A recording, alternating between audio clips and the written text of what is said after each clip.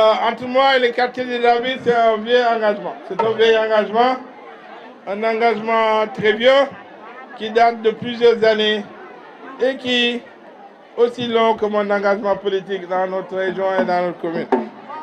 Djamil m'a toujours accompagné. Et je suis sûr que pour les échéances qui viennent, je ne dis pas que je suis encore candidat, mais ce que je peux vous assurer, que de n'importe quel bord où je serai, je suis certain que Djamil sera à mes côtés. Nous n'allons jamais vous oublier, Djamil. C'est vrai qu'en venant, je me suis rendu compte que mais cela a été dû au problème du lotissement. Vous savez que le quartier de Djamil n'est pas encore loti. C'est un quartier mythique, un quartier historique de notre région, de notre ville, mais qui est toujours resté à la périphérie de notre commune. Nous avons pris l'engagement depuis quelques mois, bientôt une année, d'entamer le processus de lotissement de Djamil. C'est vrai qu'il y avait quelques difficultés qui étaient liées un peu à l'autorisation de lotir ce quartier. Je pense que d'ici quelques jours, ce sera un vieux souvenir, vu les engagements fermes qui nous ont été donnés par le ministre de l'Urbanisme et de l'Hygiène publique, M. Abdoulaye Sow. Il m'a assuré que d'ici la fin de la semaine, sur les instructions, sur les recommandations du gouverneur et du préfet, nous allons pouvoir lotir ce quartier.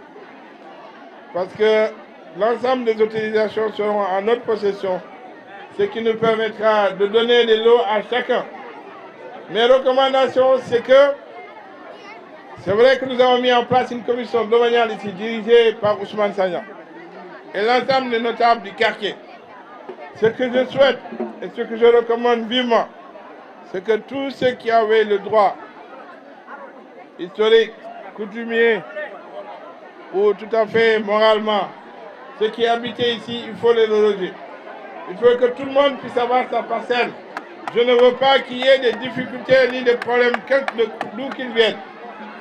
Et je suis sûr qu'avec votre engagement, parce que je voudrais que ce lotissement soit un lotissement citoyen, que ce soit vous qui soyez les fers de lance, que vous soyez devant, pour que tout ce qui sera fait, que ce soit cautionné par vous, les populations vous-même.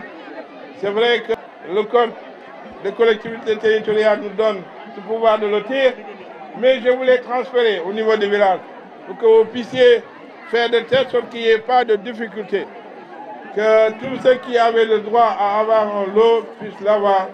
Tous ceux qui avaient déjà des droits coutumiers ou de quelques droits que ce soit puissent être relogés à l'occasion de ce lotissement. Et j'ose espérer que dans les semaines qui viennent, nous allons procéder à la distribution de l'eau et que tous ceux qui devaient l'avoir auront le lot, de manière à permettre aux uns et aux autres de construire des maisons, de nous permettre aussi d'ouvrir des voies. Et ça, je prends l'engagement.